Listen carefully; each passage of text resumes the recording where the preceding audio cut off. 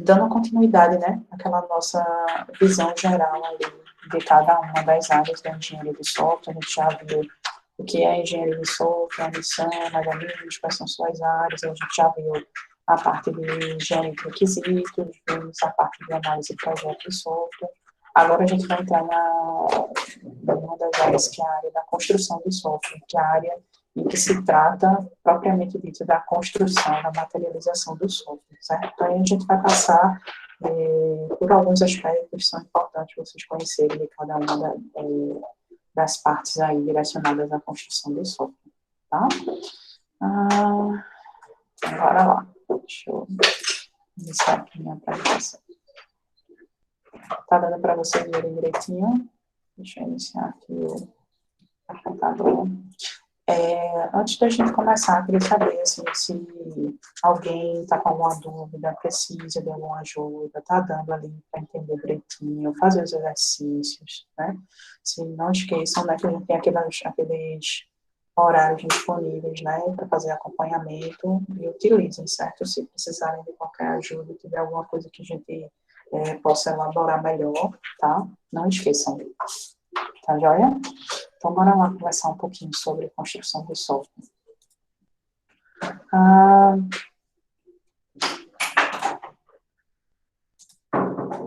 Vamos começar vendo aqui o que seria, né, a área de construção de software. Basicamente, ali, a construção de software é a atividade, né, do ciclo de vida da engenharia, em que o software vai ser produzido de fato, né, é onde ele vai ganhar vida, assim. A gente diz que software não é material, mas é a fase em que a gente chega ali mais próximo, né, do que a gente tem alguma materialização do software, né? E, basicamente, a gente tem ali 3 grandes atividades que guiam, né, o desenvolvimento, né, a construção do software, que é a codificação do software, a verificação e testes, tá? A gente vai ver também, assim, que a construção, ela envolve também ali muitas das outras áreas, né, que a gente trabalha na engenharia de software, meio que vai fazer ali todas as áreas se relacionarem, né, e fazer ali tudo acontecer, tá? Então, naturalmente, assim, a gente também vai ter algumas áreas que não são completamente inerentes, né, mas que têm aqui um papel muito importante, tá? Então, quando a gente fala de codificação, o que é que a gente está falando? É um ato mesmo ali de construir o software, né? Até um termo um pouco confuso, codificar. Não sei se vocês têm essa sensação, mas quando a gente escuta, né, esse termo, dá a ideia ali que é uma atividade meramente mecânica, né, que você vai estar digitando e dá a ideia ali, né, que você vai simplesmente ali traduzir tudo que veio projetado, né, da fase ali de análise de projeto e do que vem de requisitos. Quando, na verdade, codificar é uma atividade que exige muita habilidade mental, né? Até uma contradição ali com o termo fábrica de software, porque é um processo, acho que é muito mais artesanal do que de fábrica em si, né? Que aí cada um, igual quando a gente estava tendo aquela visão lá, quando a gente falou dos algoritmos, dos fluxogramas, né? Às vezes, para resolver um mesmo problema, a gente tem diversas formas, né? Existem mil e uma maneiras de a gente chegar numa mesma solução, né? Então, é aqui, nessa parte, em que a gente vai estar ali preocupado em estar construindo o código, né? Tem vários outros aspectos que a gente vai entrar aqui no andar da aula, né, relacionado ali a aspectos de código mesmo, de reuso, de implementação, como é que eu vou fazer ali para um código se relacionar com o outro, tá? E, naturalmente, ali, as atividades de codificação, quando a gente implementa, né, a gente tem que desenvolver essas outras 2 atividades inerentes, que é sempre que eu estou construindo um algoritmo, vocês já devem estar vivenciando isso, né? Quando eu estou escrevendo código ali, eu estou sempre inerentemente fazendo essas 2 etapas, que é verificando se o código faz o que tem que fazer, né? Está ali o tempo todo autovalidando, se minimamente né, o resultado que está sendo produzido era o esperado, né, se aquela função, se aquele método, se aquele código, se aquele programa faz o que ele deveria fazer, né, e ali minimamente testando, né, então sempre, vocês já devem ter começado a sentir aí, pelo que vocês estão implementando, principalmente na disciplina de linguagem de programação 1, né, que esse é meio que um ciclo normal no processo de desenvolvimento. Você vai, escreve o código, verifica ali a saída e verifica se ele faz o que tem que fazer através dos testes, né? Minimamente ali os testes mais relados à implementação. A gente vai ver que tem uma outra área, né, da engenharia de software que cuida só de testes com aspectos muito mais amplos do que o que a gente fala aqui relacionados à implementação e à verificação, porque são testes ali que a gente vai estar mais próximo da construção. Lá na frente, quando vocês estiverem evoluindo aí na implementação, vocês vão ver que tem técnicas para a gente fazer testes de caixa branca, né? Os testes ali relacionados ali ao código em si, sabe? Que você tem que se preocupar, por exemplo, se o código, minimamente, que era a solução que deveria ser alcançada, né? A gente constrói ali minimamente alguns testes, né? Que a gente testa cada um dos escopozinhos do código, né? Eu não sei, vocês, quando estão implementando lá em programação 1, já chegaram a criar métodos separados, fazer referências a bibliotecas, ou vocês simplesmente ali implementam uma estrutura ali, tipo um único método e todo o algoritmo ali dentro? Como é que vocês estão andando lá? Vocês estão usando o Python, né? Mas vocês chegam a criar funções, fazer referências a funções ou outras coisas, ou ainda não precisaram fazer isso?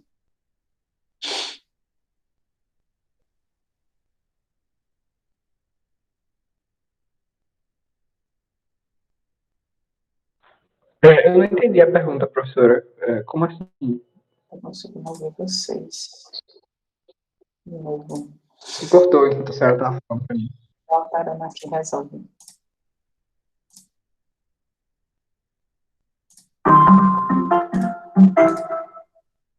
Tu pode falar de novo, Micael? Eu não consegui te ouvir, desculpa.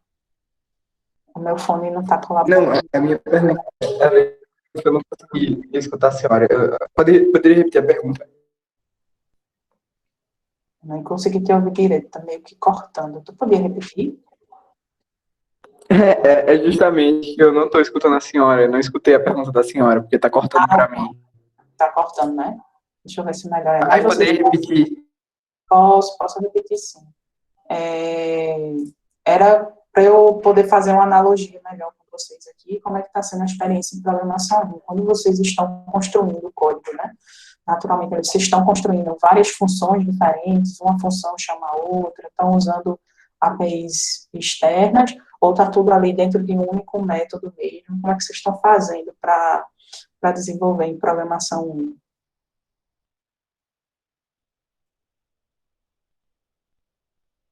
Deu para ouvir agora melhor? Ah, eu tô ainda.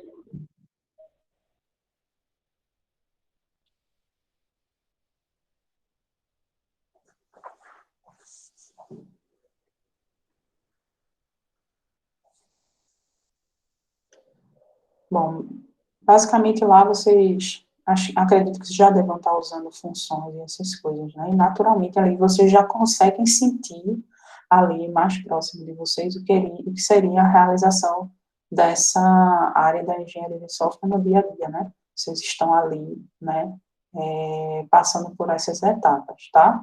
Mas a gente também tem como base lá no Cyborg outras áreas que dão fundamentos ali para a área de construção de software, né, em que a gente tem aqui, por exemplo, a área de fundamentos da construção de software, nessa área aqui a gente vai se preocupar em estar minimizando a complexidade do código, antecipar ali mudanças, efetuar a verificação e definir os padrões para a construção de software. A gente vai conversar um pouquinho mais à frente sobre isso.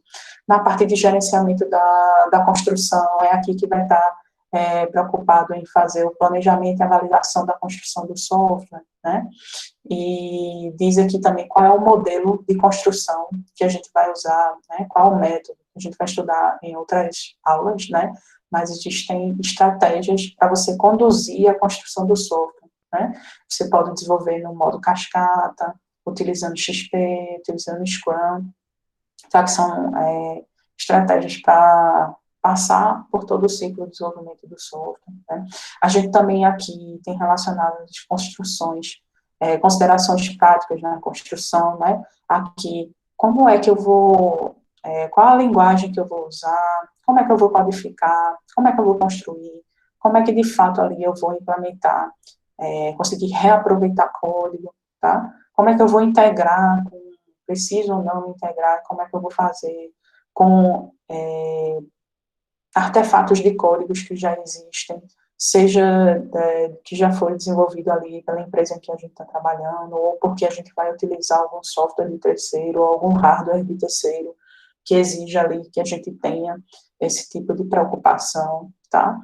Na parte de gerência de configuração, uma outra área da engenharia de software que também está relacionada aqui, mas vocês vão ver que quando a gente trabalha em software, a cada vez que o software vai evoluindo, a gente está produzindo cada vez mais artefatos, né? Vocês fazem ideia aí do que são artefatos? Já ouviram falar nesse termo de alguma forma?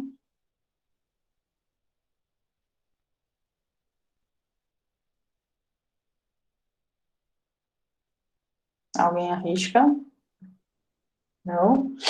Quando a gente fala de artefatos de código, são classes que estão dentro do nosso projeto, documentos, arquivos executáveis de instalação do sistema, por exemplo. Aí a gente tem uma área da gerência de configuração que dá suporte à área de construção, né? Mas que permite ali a gente ter algum controle e segurança na evolução do software. Por exemplo, vamos dizer que imagine aí um software feito o Excel, por exemplo, né, que é um software que existe há vários anos, existem várias versões, vários clientes com várias versões diferentes, né? Como é que eu sei qual é o código-fonte de qual versão, né?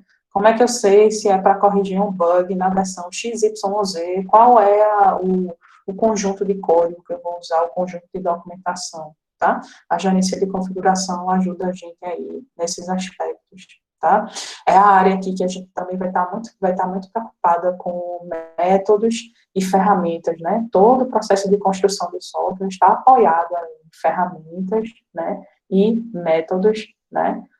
Que são ali organizados para que a gente tenha maior produtividade, maior reuso, tá? E a área de qualidade também está inerentemente ligada, né? Que né, dentre de todas as áreas ali, é que está mais preocupada com o objetivo final do software, em termos daquela nossa tríade lá, o aspecto da qualidade, a gente vê que é bem presente e importante o tempo todo, tá? Então, certo, professor, eu entendi que a fase de construção de software é ali onde a gente coloca a mão na massa e faz o software nascer e acontecer de alguma maneira, né? E aí, onde é que ele se encaixa quando a gente fala num processo de ciclo de vida de construção de um software, né? Lembra que na aula passada, não sei se foi na aula passada, mas de alguma forma a gente já viu aqui uma visão geral de como é o processo de desenvolvimento de software. A gente vai ter uma aula sobre isso, né? Mas a gente já viu mais ou menos ali que a engenharia de software é formada por áreas e que elas interagem, né? A gente já passou aqui pela a etapa de requisitos, a gente está ali identificando o que o sistema tem que fazer, identifica ali os requisitos funcionais e não funcionais, gera insumos ali para a área de análise e design, né? Mas aqui, na área de implementação, a gente meio que já utiliza aqui, né, de tudo que foi produzido aqui já em requisitos e análise para poder implementar, né? A etapa de implementação, ela chega a ser ali responsável por mais ou menos entre 50% a 80% do tempo total de um projeto, e é aqui onde a gente vai estar dando vida ao software, certo? E gerando ali insumos de trabalho para as demais fases em que o software, para o software ser testado, ele tem que estar implementado, para ele poder ser homologado, ele tem que estar implementado, para ele poder ser implantado no cliente, ele tem que estar instalado, tá certo? Então, ele utiliza ali essas saídas, né, e faz ali toda o pouquinho de cada uma das áreas acontecer, tá? Não sei, vocês lembram que a gente já viu esse gráfico, né? O gráfico das baleias, e aqui, né, que é baseado no RUP, que é uma das metodologias em desenvolvimento de sistema, a gente vê, ó, que a fase de construção, a fase onde a gente coloca a mão no código, né, a gente implementa, né, a gente consegue aqui ver, né, pela a atividade essencial, né, a área essencial de implementação, né, mas a gente vê pela realização aqui do gráfico, a variação do gráfico, né, uma atividade, mas é onde exige atividade mais uniforme, né, a integração mais uniforme entre todas as áreas, tá? Beleza? Tá, professor, entendi ali o que essa área é responsável, que ela exige ali um azeitamento legal das demais áreas, mas o que é que inerentemente ali a fase de construção, ela se preocupa. O que é que a gente faz de verdade ali? É justamente nessa fase que a gente vai desenvolver algumas atividades e precisa de algumas habilidades, como, por exemplo, estar ali implementando as lógicas e os fluxos, né, do software, utilizando ali as, as linguagens, né, significa que há um momento em que aqui eu vou pegar o que se foi idealizado e projetado, e eu tenho que conhecer bem ali da arquitetura que foi projetada, eu tenho que conhecer ali bem, né? Se o sistema vai ser construído numa linguagem como o Ruby ou como o Java, por exemplo, eu tenho que conhecer ali, né, as estruturas, os elementos da linguagem, saber a sintaxe, saber a semântica, como é que eu faço ali para dar vida ao software, né? Eu posso aqui também projetar e prototipar e escrever soluções utilizando padrões e frameworks. É aqui onde eu vou, né, sei lá, preciso construir uma tela de atendimento ao usuário, onde no módulo do sistema vai ter um painel que chama o próximo cliente. Ali eu vou ter que saber utilizar estruturas de dados como fila, como que ela funciona, se eu vou usar APIs externas, vou usar um hardware externo, como é que eu vou fazer para me comunicar com aquele hardware, né?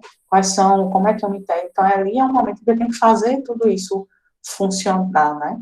Vou ter que ali implementar códigos auxiliares e de testes, né? E quando eu falo aqui de testes, né, é uma coisa que tem muito relacionada à prática de implementação, que são os testes de unidade, né? Se for ver lá na área de testes, a gente vai ver que tem diversas formas de se testar o software, né? Mas o teste de partezinhas do sistema é o tipo de teste que a gente mais usa aqui nessa fase, né? É o momento em que a gente testa as partes do sistema se comunicando minimamente, tá? É o momento em que a gente utiliza, isso já devem ter estado usando bastante aí, debug, né? Vocês conhecem o termo debug, já conseguiram fazer alguma depuração ou debugar o código? No que vocês estão andando lá em programação 1,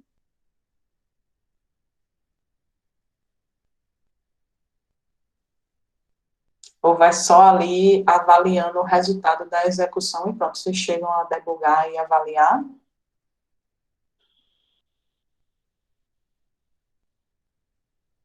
Acho que não foi ensinado, né? É uma habilidade que vocês vão perceber aí que a gente exerce muito durante a implementação, né?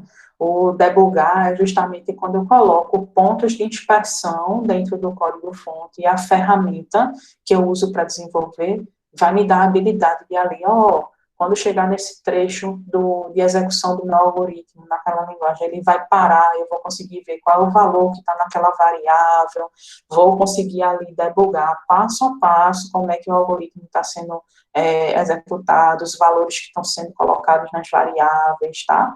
Então, esse processo ali é uma habilidade que a gente desenvolve muito durante a implementação, tá?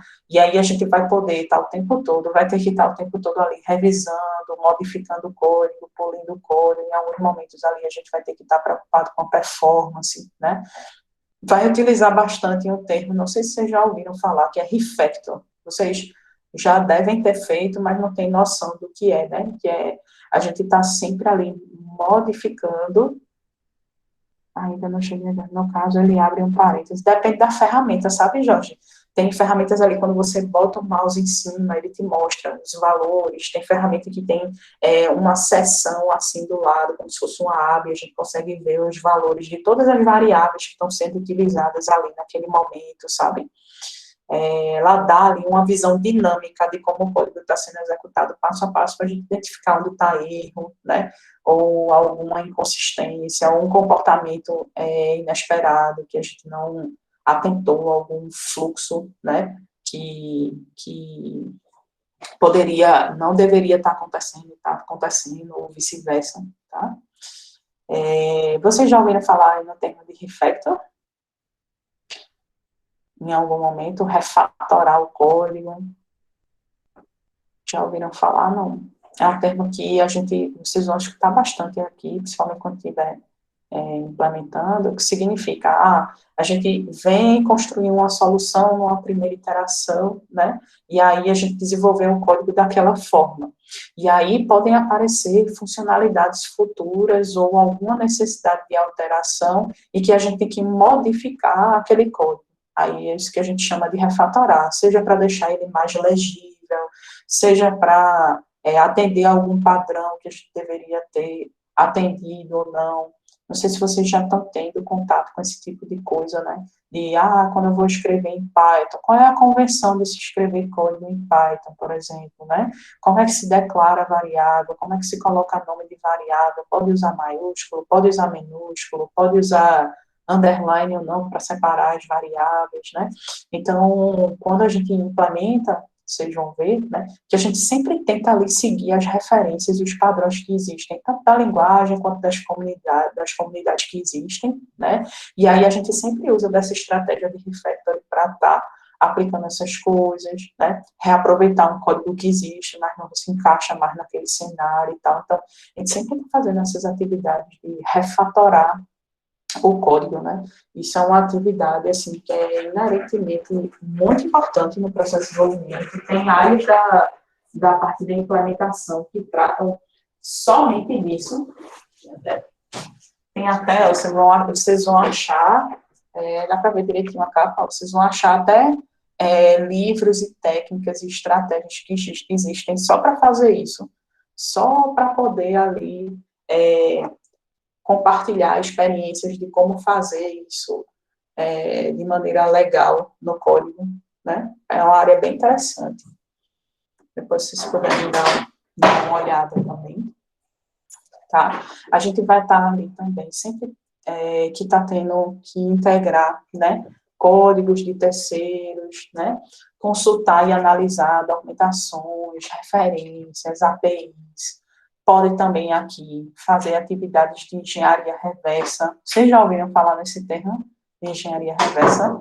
É quando muitas vezes, até para construir um software, a gente depende de uma API ou de alguma coisa, ou de um software que já está construído e a gente não tem nenhuma documentação sobre ele, ou precisa ali, a documentação não é simples, mas eu preciso saber ali a fundo como é que ele funciona, né? Às vezes a gente precisa também, na etapa de construção, fazer ali algumas atividadezinhas de engenharia reversa, né, que é conseguir o contrário do que a gente viu lá em linguagem de programação de compilar, né, que é a gente sai do código-fonte, aí vai para construir o executável, né?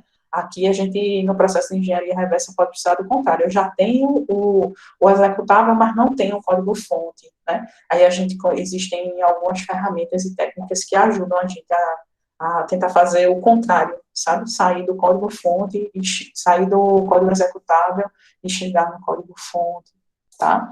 A gente aqui também vai ter que, a gente pode, né? Porque o nome construção de software pode dar a entender que a gente vai só construir, né? Mas aqui a gente também pode precisar complementar e interagir né, em fazer ajustes nos casos de uso, ou solicitar isso, né, ou especificar ali.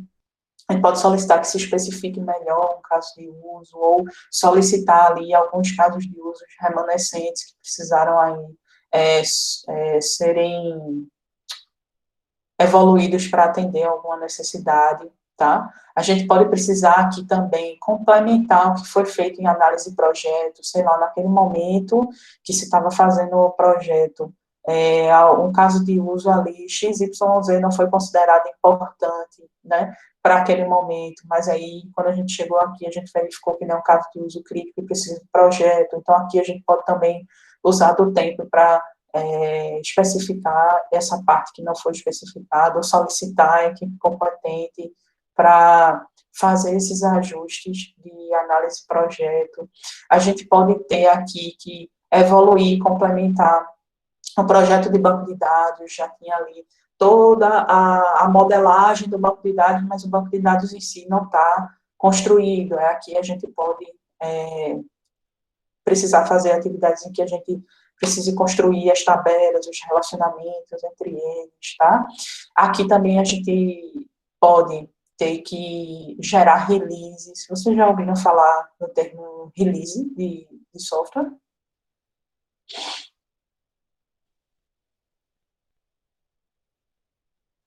O release é uma entrega formal do software para o cliente, né? É uma versão estável, onde a gente vai ter. Estou gerando aqui a versão XYZ do sistema, sei lá, a versão 1.0. Aí aqui vai ter todo o código-fonte que gerou a versão desse sistema, vai ter toda a documentação referente à usabilidade, à forma de usar aquele sistema, vai ter todos os artefatos associados para a construção daquela versão do sistema. Então, isso também é feito durante a etapa de construção, né? A gente sabe, vocês vão ver, tem uma disciplina só disso, de gerência de configuração, né? Que trata dessa parte de gerar releases, né? Mas que a gente precisa ali controlar os artefatos que são produzidos ou usados no projeto a cada versão do sistema, tá? Porque imagina hoje aqui, eu lancei a versão 1.0, aí agora eu estou trabalhando aqui na versão 3.0, mas aqui está no cliente a 1.0, eu preciso corrigir um bug específico da versão 1.0, mas o meu código já está aqui nessa versão, né? Eu preciso ali restabelecer e voltar todo o meu código, tudo aquilo ali para aquela versão. Aí tem uma área que cuida só disso e com base aqui no que a gente gera muito de artefato de código, acho que é uma das maiores partes que estão presentes ali dentro de um pacote de release, tá? Aqui a gente também vai ter que, a gente exerce atividades em que a gente identifica e implementa colaborações entre componentes, né? Uma parte do sistema já foi desenvolvida em uma outra iteração do processo, aí aqui eu vou desenvolver uma outra parte, mas eu preciso me integrar com essa parte, e aqui a gente pode ter também aqui ocasionar e identificar bugs, problemas, né, que possa até ser necessário ter que parar aquela iteração para corrigir o bug, apesar de não ser ideal e tal, mas aí vai ter, todas as outras áreas vão ter que se articular para resolver esse problema, e certamente isso aconteceu, né, foi falha ali de diversas outras etapas que deveriam estar organizadas e azeitadas corretamente para que isso não ocorra, tá? Beleza? Aqui também, durante o desenvolvimento, da fase de desenvolvimento, da fase de construção, podem ser produzidos artefatos também, que são de implantação do sistema, aqui eu estou gerando treinamento, eu estou gerando aqui documentação e material para que o usuário possa utilizar corretamente o sistema, né? Então, tudo isso aqui não é só código, né? Tem outros artefatos relacionados também, tá? Mas o que é que a gente não deveria, de fato, fazer nessa fase, tá? Não é aqui que a gente vai desenvolver os requisitos, eles já têm que estar, já deveriam estar, né, idealmente, desenvolvidos e estáveis. O que a gente pode fazer aqui são alguns ajustes e melhorias, mas não é isso que a gente faz aqui, tá? A arquitetura do sistema, a gente já viu, é desenvolvido lá na etapa anterior de análise de projeto, né? A gente pode aqui fazer algum ajuste, alguma coisa pequena, mas o grosso dessa atividade, de jeito nenhum, é para ser feito aqui, tá? Mas a gente usa diretamente o resultado dessa fase, né? Não é aqui que a gente projeta, né, interface e interação com o usuário, UI, UX, vem tudo aqui de outras etapas, sobretudo ali, principalmente na etapa de requisitos, né, aqui a gente pode fazer, mais uma vez, como falei, ajustes, melhorias, implementações complementares, né, que vieram ali prototipadas, e eu vou dar continuidade, mas o ato de se construir esse protótipo não deveria ser feito aqui nessa fase, tá? E pode ficar até confuso na cabeça de vocês, mas, professora, você disse que a gente faz testes aqui, e aqui você está dizendo que não se realiza a etapa de testes, né? A gente constrói aqui testes minimamente para garantir o que a gente está implementando, se está ok. São testes que são boas práticas do programador, né?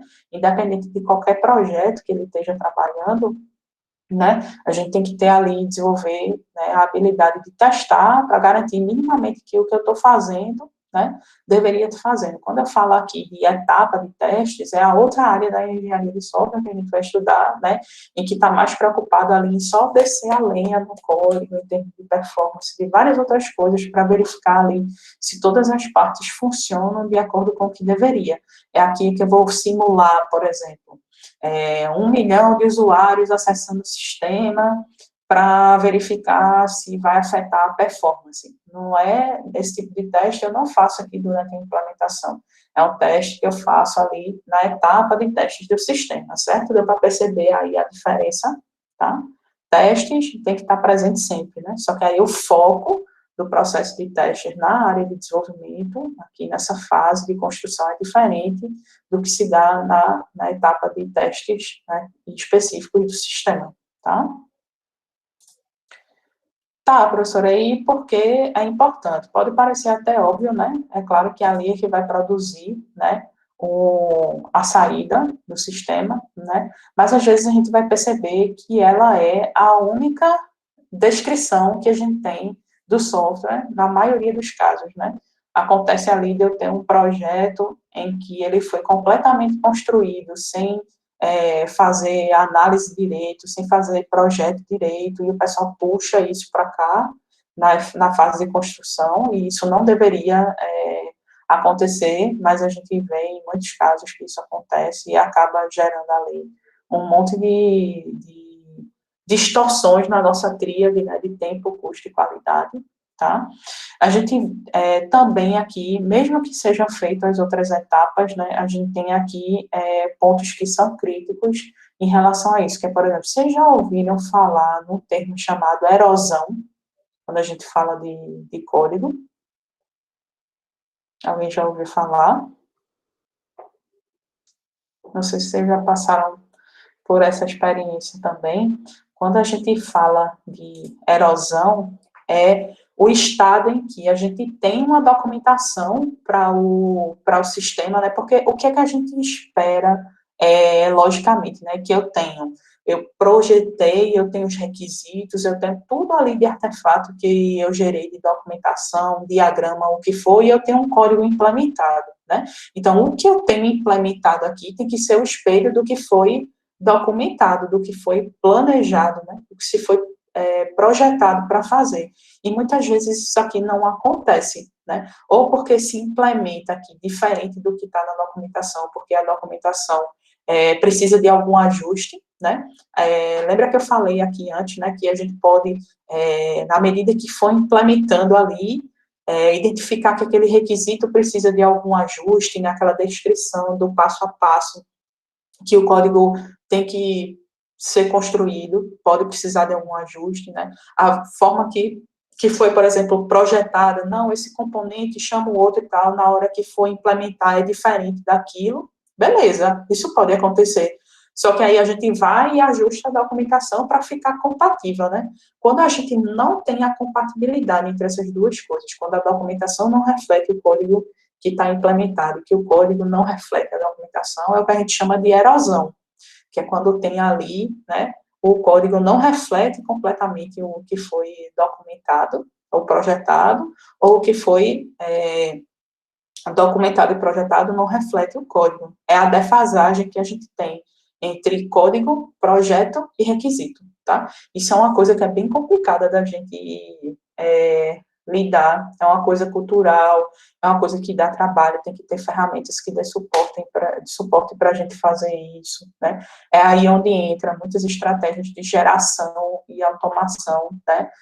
Tanto de documentação quanto de código, existem ali possibilidades, né, de através da documentação a gente gerar algo de código e através do código gerar a documentação, né?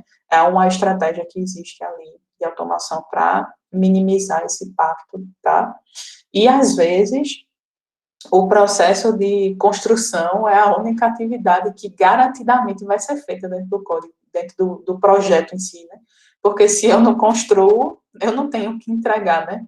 Então, a gente pode até ter ausência de projeto, mesmo não sendo ideal, a gente pode ter ausência de requisitos, ou não tá legal, mas a gente não tem como ter código para entregar se a gente não constrói, né?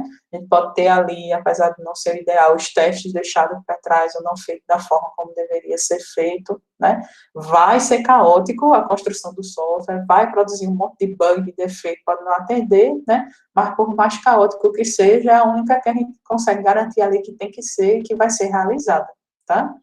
E muito do que a gente vai ver, né, o que traz à tona ali de problemas relacionados à construção, né, sempre é porque a gente precisa melhorar alguma coisa no processo, né, a gente precisa melhorar a forma como escreve os projetos, a forma como escreve os requisitos, a forma ali como a gente faz o time trabalhar junto, a forma como a gente controla o prazo, né, como a gente estima o prazo e tal, mas sempre para melhorar ali, né? Acho que, sei lá, 70% ali vem do processo, né? Claro que tem coisas que a gente faz que são para melhorar, que são inerentes da construção, né? Melhorar ali a habilidade de construir testes unitários, melhorar a proficiência dos programadores nas linguagens, né? Melhorar ali a proficiência técnica, né?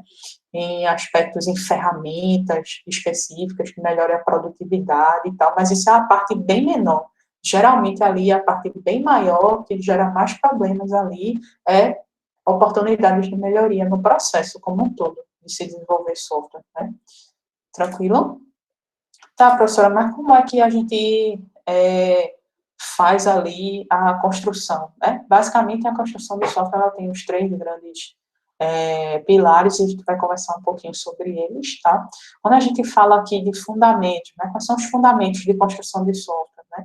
São os aspectos que estão relacionados ali a minimizar o código complexo, porque quanto mais complexo e quanto mais difícil de entender o código, vai dar chabu depois, né? A gente se preocupa ali e sempre estar com o código preparado, se organizar para sempre ter mudança. Uma coisa é certa, software sempre precisa de mudança, né? Seja até durante a sua construção ou depois que ele é entregue ao cliente ou não, né? A gente sempre tem que estar construindo ali o código para estar sendo verificado, né, se está fazendo o que tem que fazer, se está seguindo testes. Tem fundamentos ali relacionados a padrões de construção, dependendo da necessidade, do tipo de solução que você vai precisar construir. Existem já ali uns arcabouços, né, umas estruturas, né, que a gente utiliza como referência. Por exemplo, existe uma disciplina que vocês vão pagar, não sei se é eu acho que é no terceiro período. Tem uma disciplina que vocês vão pagar que é de algoritmos e estruturas de dados. Vocês já ouviram falar dessa disciplina? É uma disciplina que vocês vão ver lá, por exemplo, vários tipos de soluções de sistema precisam de algoritmos, né? Para ordenar o código, para implementar uma fila, implementar uma pilha, né, que tem ali aquele conjunto de soluções que se repetem, né, para você resolver aquele tipo de problema. Então, existem padrões, né, já para se implementar esses tipos de comportamento, e a gente precisa ali ter conhecimento dele. Dificilmente uma coisa, algum tipo de problema que já se repita ali, você vai precisar estar reinventando a roda. Então, a gente precisa ter conhecimento e ser bom em conhecer os padrões que já existem, sabe? Quando a gente trata ali do gerenciamento da construção, A gente vai trabalhar com aspectos relacionados a que modelos de construção eu vou usar, ou a minha equipe é pequena, é grande, vai ter muita gente trabalhando junto ao mesmo tempo. Será que é melhor aqui eu usar um processo de desenvolvimento mais rígido e conservador, em que cada uma das etapas só possam ser feitas depois da outra, ou é um tipo de necessidade que o cliente tem, que para ele não quer saber de receber o software construído todo só ao final, ele quer não, ele quer que o software seja entregue em partes, né, só que aí ele prefere, né, dar mais valor para ele que a gente entregue partes que são mais importantes primeiro do que as que têm menos prioridade. Então isso aí vai influenciar na forma como eu organizo e direciono a construção do sistema, a construção das minhas equipes e como eu entrego o software, né? Tudo isso aí vai ditar as atividades de planejamento da construção, como é que eu vou fazer para medir a construção, né? Como é que eu faço para medir o que está sendo construído? Eu estou saindo do lugar, não estou? Quantos por cento do sistema eu já consegui construir ou não, né? Essas são atividades inerentes ali aos fundamentos de gerenciamento da construção, tá? As atividades relacionadas a práticas também, o que é que eu faço aqui em práticas, né? A gente vai escolher qual é a linguagem, como é que eu vou codificar, como é que eu vou testar, né? Como é que eu vou integrar o código com outras soluções que já existem, certo? Então, a gente vai entrar aqui um pouquinho dessas áreas para conversar ali aspectos relacionados a isso, tá? Quando a gente fala aqui, por exemplo, em fundamentos, vamos dar uma visão aqui. Quando eu falo em minimizar complexidade, né? Vocês sabem que, eu acho que vocês já tiveram a experiência de ter que corrigir código de algum colega? Ou vocês sempre criaram códigos do zero? Eu acho que até, mesmo assim, pegar em código de outros colegas, vocês vão ver ali que tem situações em que, sei lá, eu fiz copiar, até para copiar e colar, isso é um aspecto que se relaciona, porque se tu vai copiar e colar e precisa reusar uma solução que é complexa, né? Tem um monte de nome de variável nada a ver, um código difícil de entender, você fica não muito feliz, né? Então, até quando a gente implementa, a gente tem que se preocupar ali de gerar e usar o código mínimo que tem um mínimo de complexidade possível, sabe? A gente tem que, e aí é onde entra a questão das boas práticas, né, e da habilidade ali de você estar o tempo todo construindo. Não tem como você ser bom em construir código se você não pratica, tá? Então, à medida que a gente vai praticando, uma das direções que a gente toma ali é sempre minimizar a complexidade, tá? Aprender a dividir o código, a dividir as soluções para conquistar. Pô, se eu tenho um código em que eu estou tendo, sei lá, o atendimento de clientes que chegam num balcão, né? E a gente já consegue imaginar ali minimamente a separação de algumas responsabilidades. Por exemplo, um trecho de código vai ser responsável por organizar a fila. O primeiro que entra é o primeiro que tem que ser atendido. Eu vou gerar, tem uma outra responsabilidade, gerar um código, né, de ordem na fila, né, para saber quem chegou primeiro, quem chegou depois, um outro código que vai ser responsável para saber quem é o próximo que vai ser chamado, né. Então, ali, naturalmente, quando a gente implementa a solução para esse problema, a gente tem que aprender a exercitar a cabeça da gente e, quando a gente for escrever o código, saber separar ali as estruturas de código para diminuir a complexidade, né? Porque você já sabe, não, se eu estou com um bug aqui, na parte que chama o próximo da fila, né? Eu preciso mexer no código que eu estou dando a ficha? Será que eu preciso?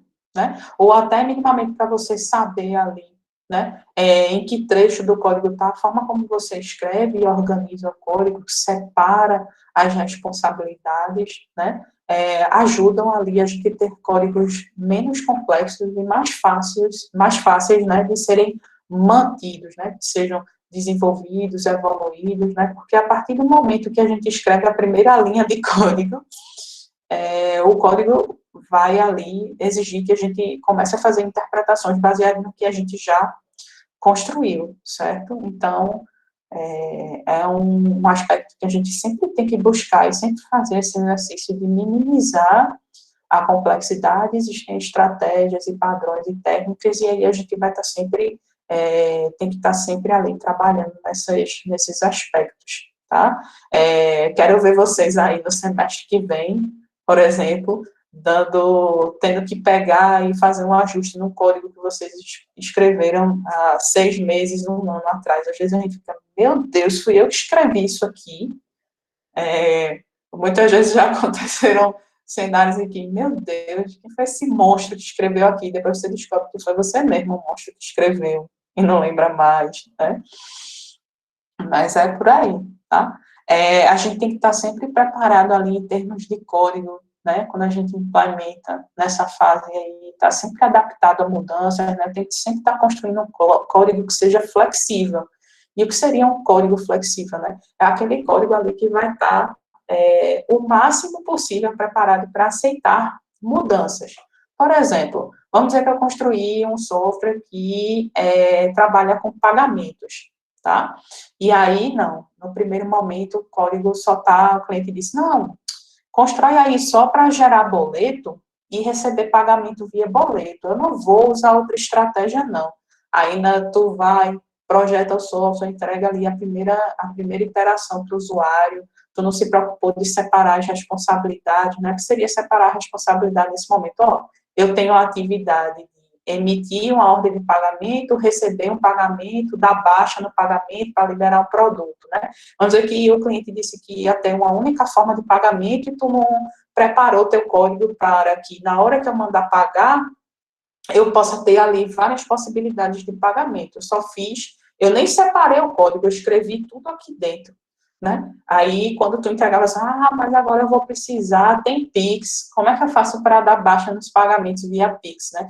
Então, se você, quando está implementando, não pensa nesses aspectos, né? Imagina aqui o moído que tu pode gerar de bug, de confusão, de ter que remexer num código que tu não se planejou direitinho para absorver mudanças no futuro, né? Que, às vezes, você tem que reescrever o código inteiro, sabe? Então, é aí onde entra também a questão do refactoring que eu tinha falado, né, que a gente tem que estar sempre ali, matutando e pensando à frente, quando a gente constrói código, para deixar o código dessa forma, um código flexível, que esteja adaptado à mudança, seja fácil de testar, que a gente consiga separar as responsabilidades em partes, tá? Quando a gente fala ali em construção para verificação, sempre que a gente construir um código, a gente sempre tem que estar pensando também na forma como a gente vai testar aquele código, sabe? A gente tem que estar preparado ali, eu estou construindo uma função para um código aqui para gerenciar uma fila. Como é que eu faço para testar uma fila? Né? Como é que eu faço ali? Quais partes eu posso separar? Melhor eu separando ali o código que está responsável só por chamar o próximo, certamente eu consigo testar só aquele pedaço, né? Mas não, se for um código que tem tudo junto, eu só consigo testar tudo junto e fica mais difícil de achar o defeito, né? Então, a gente sempre está pensando, tem que estar pensando ali na forma de construir o software, e pensando também na forma como a gente vai testar, e é uma forma de escrever o código que facilita a forma de testar ele, sabe?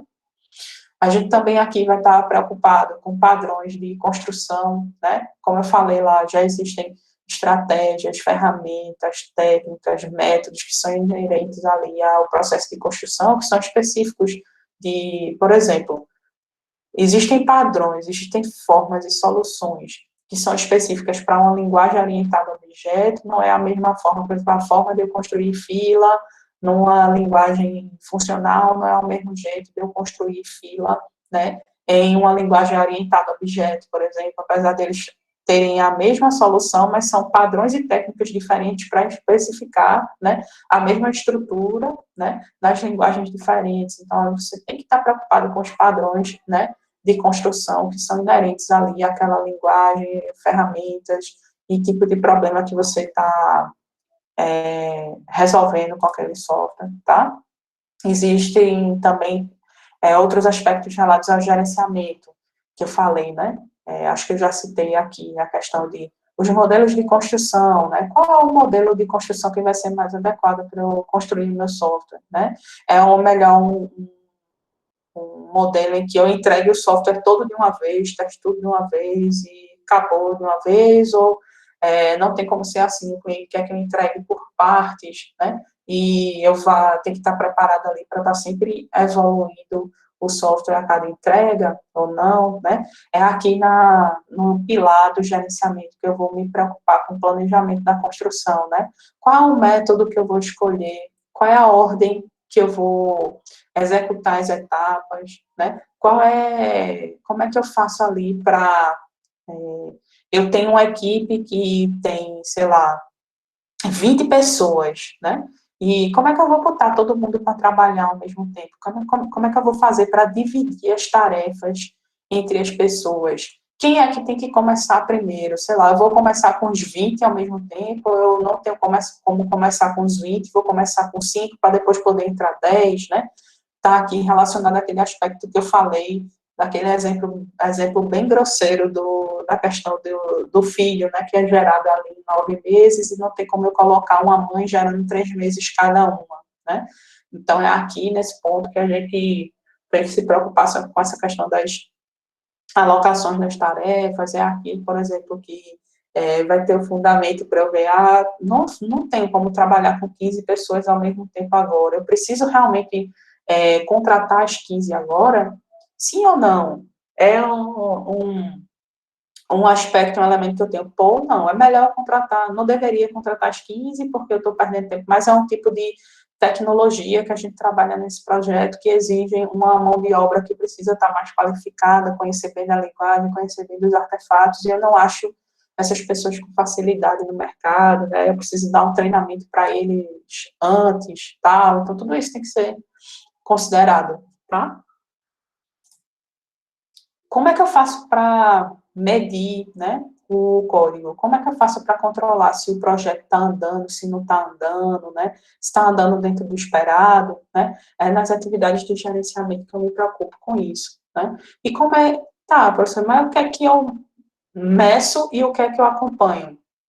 Quanto de código que está sendo desenvolvido, quanto de código foi modificado, pode ser uma métrica, né, que é um valor que existe para poder avaliar se a gente está conseguindo alcançar ali um bom nível de reuso de código ou não, se a quantidade de código que foi removido ou colocado no projeto, complexidade do código, inspeção de código, como é que está a produtividade? Existe aí um arsenal de ferramentas, sobretudo dependendo da linguagem, que ajudam a gente a medir e acompanhar o processo de construção do software, né?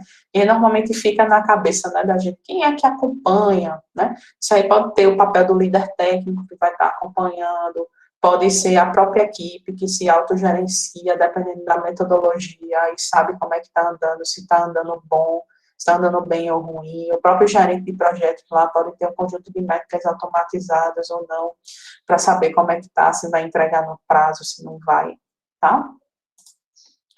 E em relação às práticas, né, o que é que a gente tem associado ali ao processo de construção de software, né?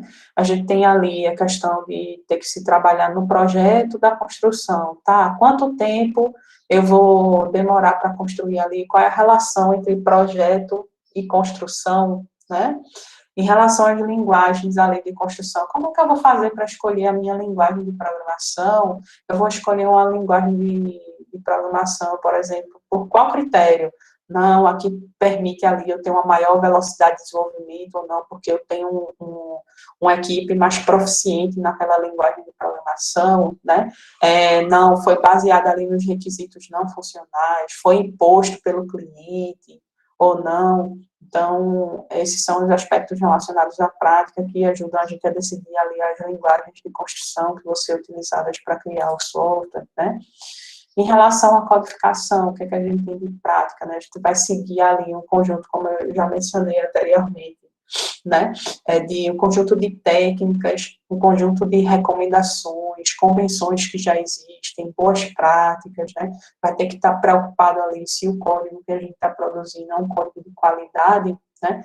O que significa o código de qualidade? E aí até esses critérios são todos definidos em relação à política da empresa, são relacionadas ali a uma própria convenção de você como programador, né, de ter aquele padrão mínimo que é seu, ter também ali as questões de aceitação, tem cliente ali que tem testes de aceitação que avaliam a qualidade do código também, né? Ó, se já participei de projetos em que se a gente tem um padrão e um conjunto de regras e convenções aqui que são estabelecidas para que esse projeto tem que ser desenvolvido. Na hora que entrega esse código, ele passa por uma bateria de testes, sejam automatizados ou não, e vai dizer, ó, não está na qualidade esperada, então volta que não vai faturar, não vou pagar, né? Então, às vezes, a gente precisa ali estar relacionado para que, se preocupado com isso, para que isso não aconteça. Aí, o que é que eu faço? Pô, se eu já sei que o cliente exige ali um conjunto de regras, convenções e técnicas, a gente já configura as nossas ferramentas de desenvolvimento para,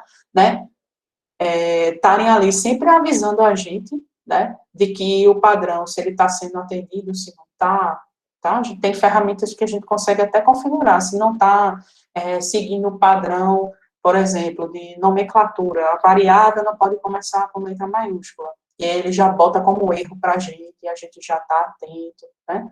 Então, ali são aspectos relacionados à prática que estão associados a padrões de qualidade, tá? A gente pode relacionar ali também a questão de testes de unidade, né? Tem um conjunto de testes e toda vez que eu implemento ali, que eu mudo, que eu executo o código, automaticamente ele rodar aquele conjunto de testes, tá? É aqui onde a gente se preocupa na prática com o código, com as rotinas, com o refactor, então ali são aspectos muito, como é que eu posso dizer assim, dinâmicos e dão muito trabalho da gente acompanhar e manter, sabe? Aí a gente precisa, vocês vão perceber que eu acho que uma das áreas que tem mais suporte ferramental, naturalmente, é a etapa de desenvolvimento e implantação do sistema, né? Quando eu falo também, lembra que eu comentei sobre questões de integração, né? Então, é aqui, na prática, em que a gente já vai ter que estar preocupado ali nos nossos componentes, classes, métodos, já estarem ali preocupados com a integração com outros softwares, integração com outros hardware, preciso da maquineta, né? Não faz sentido ali eu estar produzindo um sistema de pagamento, né, em que eu, no meu sistema, aceita pagamento via maquineta, e eu estou ali desenvolvendo o software sem ter o hardware da maquineta, né. Tem aí vários aspectos que a gente tem que levar em consideração, certo? Mas sempre ali em busca de minimizar o desperdício, minimizar o retrabalho, né? Fazer funcionar e aceitar melhor a questão da integração entre pessoas e métodos, ferramentas, configuração de ambiente. É um processo muito ativo, conturbado e delicado, né? E era isso, pessoal, que eu tinha para passar para vocês, assim, uma visão, né, do que é a área de construção, como ela se relaciona, quais são as habilidades que a gente tem que ter, o que é que se espera, o que é possível se ter de atividades ou não nessa fase. Eu queria saber, é muita conversa também, né, mas se deu para vocês terem uma ideia, né, do que é essa área, como ela se relaciona com as outras áreas, né, e o que é que, a grosso modo, ali, essencialmente, se faz nessa área, tá? Eu sempre tento aqui trazer para vocês não só a teoria do que é o decoreba de um processo, né? Eu sempre tento ali fazer ligações com a prática, mas se ficar confuso, vocês avisam que a gente aí detalha mais sobre o assunto, tá? Vez ou outra eu trago um livro, uma coisa, se vocês quiserem eu mando lá na lista, é bem interessante. Vocês vão ver que cada uma dessas áreas, não sei se já deu esse boom de exclusão na cabeça de vocês, né, que a pessoa pensa, engenharia de software, são 12 áreas, mas quando você começa a entrar ali em cada uma das áreas, o que tem de possibilidades, né, acho que vai abrindo aí um pouco mais a cabeça de vocês, até da possibilidade de no que vocês podem gostar de trabalhar, sabe? Aí é isso, a ideia dessa série de aulas é só dar uma visão geral de cada uma das áreas, como elas se relacionam, e abrir aí, tento fazer uma relação com cursos, com disciplinas que vocês vão fazer, tá? Mas se ficar confuso, avisem que a gente conversa mais. Tranquilo? Alguma dúvida, algum sentimento, Algo que tenha ficado confuso ou está tudo de boa?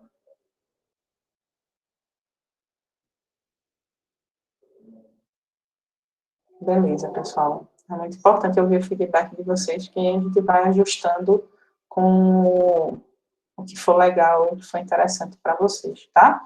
Aí eu acho que agora a gente só se encontra na próxima segunda-feira, porque eu não me lembrava, mas quarta-feira agora é feriado, né? O Micael até que me avisou. Tá bom, pessoal? Eu vou mandar ali o link da. Acho que hoje a gente não vai ter atividade relacionada a esse assunto, tá? E na próxima aula a gente começa a ter uma visão ali um pouquinho da área de testes. É 21 de abril, Tiradentes. Feriado. Eu tinha esquecido também. Eu tinha esquecido até que hoje é o dia do índio. A gente só lembra por causa das atividades das crianças. Né? É coisa que quando a gente é menorzinho, a gente vê direto na escola, e depois que a gente fica mais velho, a gente não lembra mais, né? Era para se pintar. É isso, pessoal. Eu vou parar aqui a gravação, para não esquecer, e